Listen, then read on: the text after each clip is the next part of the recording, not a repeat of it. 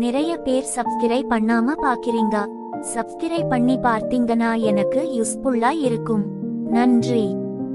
ஒரு சிறிய கிராமத்தில் 3 நண்பர்கள் இருந்தனர். அவர்களின் பெயர் மணி, செல்வம் மற்றும் கார்த்தி. மூவரும் ஒரே பள்ளியில் படித்து வந்தனர். ஆனால் அவர்களிடம் ஒரு பெரிய பிரச்சனை இருந்தது. எப்போதும் சண்டையிட்டுக் கொள்வார்கள்.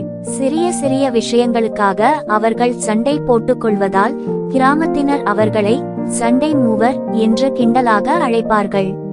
ஒரு நாள் பள்ளியின் தலைமை ஆசிரியர் அவர்களை அழைத்து, நீங்கள் மூவரும் இன்று இந்த கிராமத்திற்கு அருகே உள்ள காட்டில் இருந்து ஒரு பெரிய மரக்கட்டையை எடுத்து வர வேண்டும். அதை முடித்தால் மட்டுமே நீங்கள் வீடு திரும்பலாம் என்று சொன்னார். மணி, செல்வம், கார்த்தி மூவரும் காட்டிற்கு சென்றனர். ஆனால் ஒவ்வொருவரும் தனித்தனியே மரக்கட்டையை தூக்க முயன்றபோது அது அசையவே இல்லை. மணி கோபத்தில், நீங்கள் இருவரும் உதவி செய்யாமல் இருக்கிறீர்கள் என்று கத்தினான். செல்வம், நீ தான் பலவீனமாக இருக்கின்றாய் என்று சொல்ல கார்த்தியும் சண்டை போட ஆரம்பித்தான். அப்போது அந்த பக்கமாக வந்த ஒரு முதியவர், குழந்தைகளே, சண்டையால் எதுவும் கிடைக்காது. ஒன்றாக சேர்ந்து முயற்சி செய்யுங்கள் என்று அறிவுரை கூறினார்.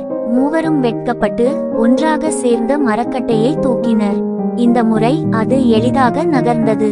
நீதி, சண்டைகள் வலுவை குறைக்கும், ஒற்றுமைதான் வெற்றிக்கு வழி. ஒற்றுமையின் சக்தியை எப்போதும் நினைவில் கொள்ளுங்கள்.